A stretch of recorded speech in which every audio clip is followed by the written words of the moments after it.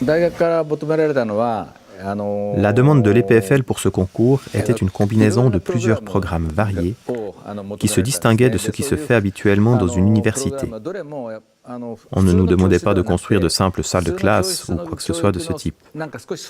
L'école voulait créer des espaces propres à soutenir le développement d'un nouveau type d'éducation. Mais les nouveaux espaces conçus pour ces raisons devaient s'intégrer aux composantes plus traditionnelles pour qu'elles se stimulent mutuellement. J'ai pensé que je devais éviter de concevoir un projet de campus typique, mais plutôt de penser un bâtiment pouvant soutenir le développement de ce nouveau type d'éducation.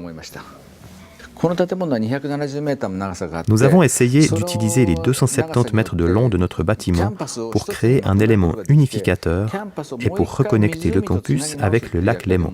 C'est le rôle de ce bâtiment qui est de caractère urbanistique.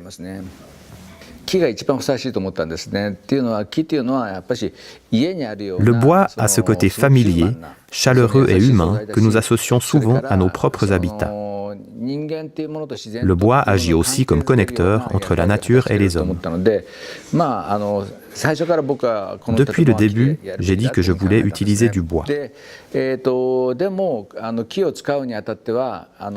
nous ne voulions pas pour autant faire un bâtiment de bois traditionnel, utilisant des techniques de construction en bois traditionnelles, et créer ainsi un projet qui aurait paru nostalgique.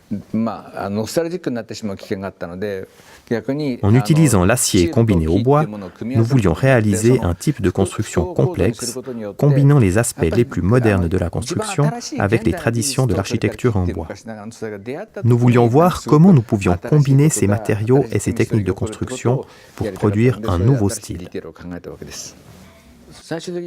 Avec le traitement en gris des façades de bois et en calant le bois des portants en sandwich entre des couches d'acier, nous avons fait en sorte que le bâtiment, vu de loin, s'intègre dans son environnement de type plutôt industriel, dominé par l'acier et l'aluminium.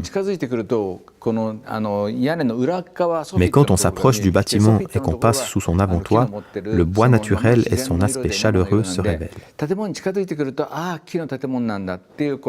Le bâtiment vise donc deux objectifs, l'harmonie et la singularité. Ces éléments étaient aussi des défis, et ils portaient tous sur les liens entre ingénierie et esthétique. Avec ces détails, nous voulions aussi faire passer le message aux étudiants de l'EPFL qu'aujourd'hui, il faut être capable de combiner les pratiques et perspectives de l'ingénierie et les considérations issues du design et de l'esthétique.